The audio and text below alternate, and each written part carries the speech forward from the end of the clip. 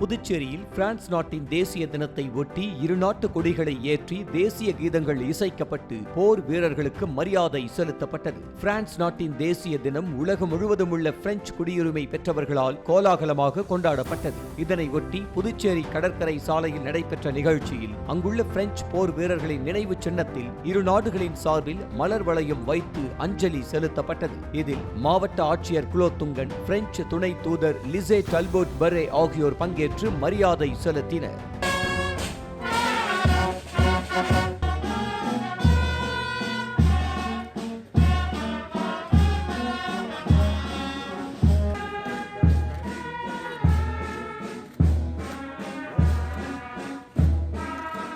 France நாட்டின் தேசிய தினத்தை ஒட்டி புதுச்சேரி கடற்கரையில் நடைபெற்ற வண்ணமயமான வான வேடிக்கை நிகழ்ச்சியினை திரளான சுற்றுலா பயணிகள் கண்டு ரசித்தனர். கடற்கரை பகுதியில் அமைந்துள்ள பிரான்ஸ் துணை தூதரக அலுவலகம் வண்ண விளக்குகளால் அலங்கரிக்கப்பட்டிருந்த நிலையில் பிரெஞ்சு குடியுரிமை பெற்ற மக்கள் கலர்கலரான வெடிகளை வெடித்து மகிழ்ச்சியை வெளிப்படுத்தினர்.